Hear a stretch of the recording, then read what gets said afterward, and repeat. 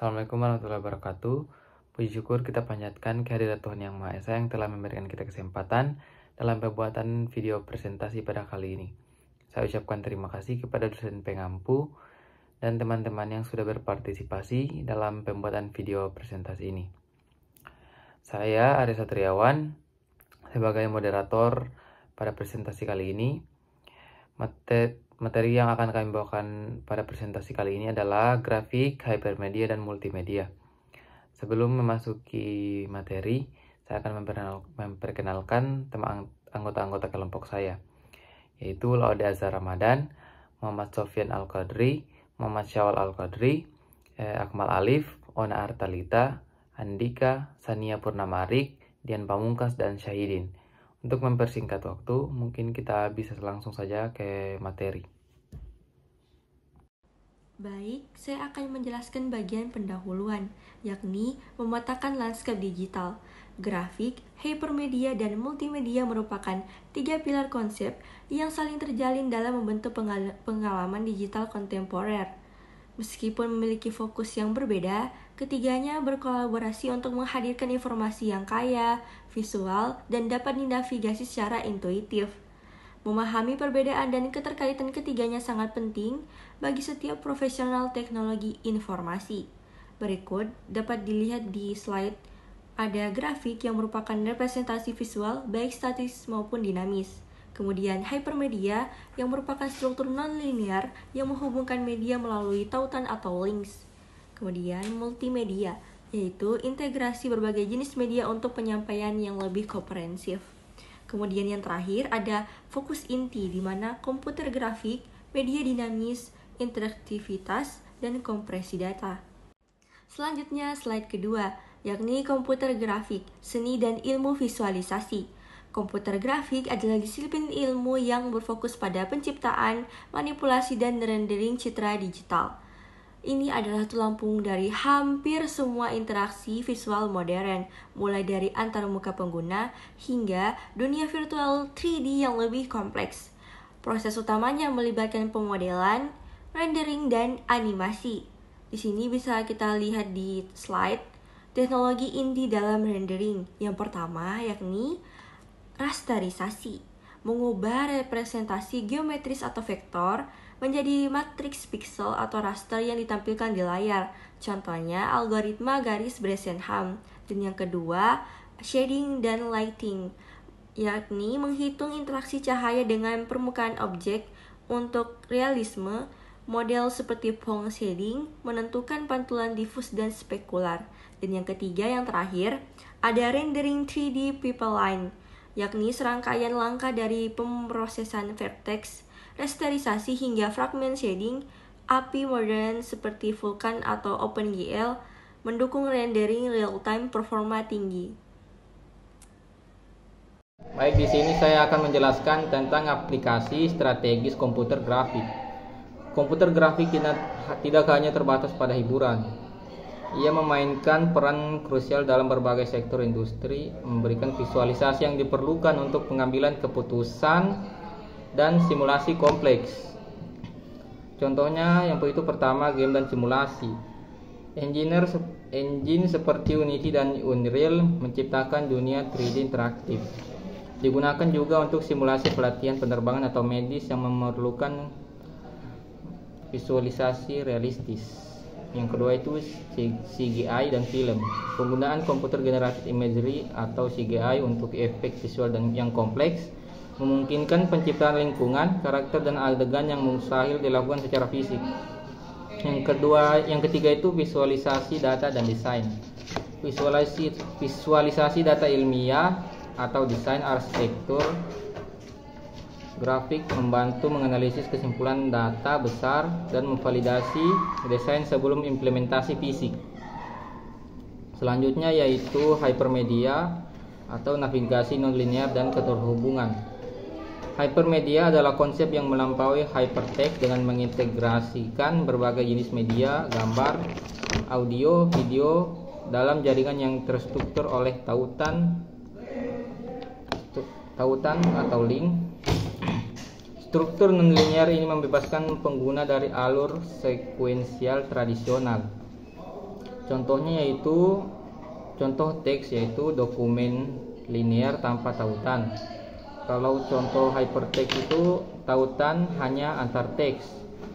Yang terakhir itu hypermedia, contohnya yaitu. Kemudian selanjutnya media dinamis, konten yang beradaptasi real time. Media dinamis adalah jantung dari pengalaman hypermedia modern, di mana konten berubah dan beradaptasi secara real time berdasarkan waktu, input pengguna, atau kondisi lingkungan eksternal. Ini menantang paradigma media statis. Yang pertama, protokol streaming adaptif. Teknologi seperti HLS, HTTP, live streaming, dan DASH memungkinkan penyesuaian kualitas video secara otomatis sesuai pengguna, mengurangi buffering dan latensi. Kemudian yang ketiga, rendering real-time web. Pengguna WebGL dan JavaScript untuk menghasilkan visual dan animasi yang bereaksi seketika terhadap input pengguna, seperti gerakan mouse atau data sensor perangkat. Kemudian yang ketiga, konten adaptif.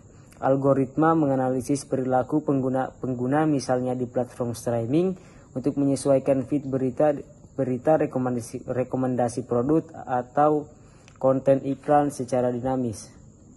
Kemudian multimedia interaktif melibatkan pengguna secara aktif. Multimedia interaktif adalah puncak dari integrasi media, di mana pengguna tidak hanya mengonsumsi konten tetapi juga berpartisipasi dan memengaruhi alur informasi atau narasi. Interaktivitas ini meningkatkan retensi dan keterlibatan pengguna. Yang pertama, game dan simulasi. Pemain berinteraksi dengan lingkungan virtual dan membuat pilihan yang mengurangi cerita atau hasil, memerlukan input handling yang canggih. Kemudian yang ketiga, e-learning dan pelatihan. Platform edukasi seperti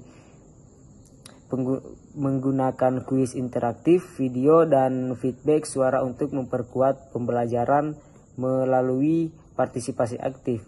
Kemudian yang ketiga, VR imersif, pengalaman virtual reality atau VR dan reality VR, di mana pengguna bergerak dan berinteraksi secara fisik atau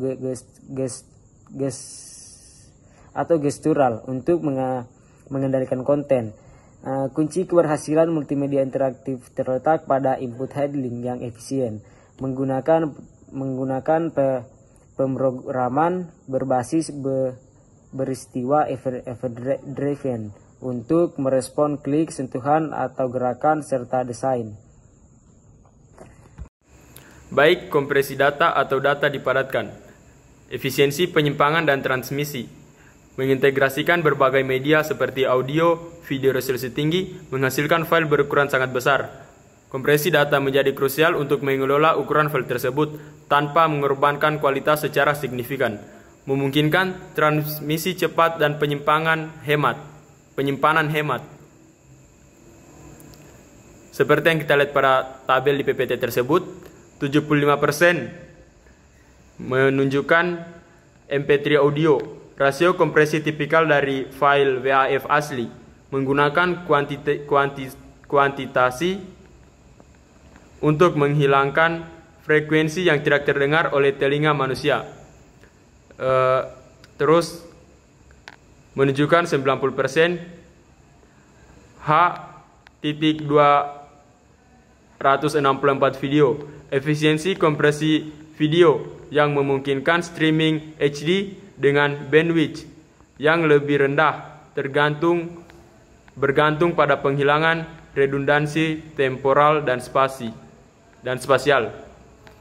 Kemudian 50% JPEG foto, kompresi lossy gambar menggunakan discrete Gaussian transform atau disingkat DCT, dan kuantisasi efektif untuk fotografi tetapi rentan terhadap artefak. Kemudian kompresi lossless atau tanpa kehilangan data. Poin pertama, tidak ada data yang hilang. Dekompresi menghasilkan file yang identik dengan aslinya. Contohnya, PNG, dan ZIP. Algoritma Huffman coding atau mengkodekan simbol berdasarkan frekuensi. Kemudian kompresi lossy dengan kehilangan data. Poin pertama, mengurangi ukuran file secara drastis dengan mengorbankan kualitas yang dianggap kurang penting. File kedua, contoh JPEG, MP3, H.265 atau HEVC, ideal untuk streaming dan penyimpanan massal. Kemudian kesimpulan, sinergi untuk pengalaman digital kaya. Grafik hypermedia dan multimedia bukan entitas yang berdiri sendiri, melainkan elemen-elemen yang saling bersinergi dalam ekosistem digital. Evolusi dari media statis ke dinamis dan interaktif dimungkinkan oleh kemajuan di ketiga bidang ini. Seperti yang kita lihat pada PowerPoint, grafik menyediakan visualisasi dasar atau rendering modeling. Kemudian kompresi data memastikan efisiensi transmisi dan penyimpangan dari konten kaya tersebut. Kemudian hypermedia menyusun konten menjadi struktur yang mendapat dinavigasi secara nonlinear. Kemudian multimedia interaktif memungkinkan pengguna berpartisipasi dan mengubah alur konten. Bagi kami selaku mahasiswa dan praktisi TI, menguasai prinsip-prinsip ini akan membekali kami dalam mengembangkan aplikasi web modern, game, simulasi, serta sistem e-learning yang efektif dan efisien. Terima kasih. Itu tadi materi yang dibawakan oleh teman-teman saya. Sesi tanya jawab kita buka di forum diskusi. Lebih dan kurangnya mohon dimaafkan. Wassalamualaikum warahmatullahi wabarakatuh.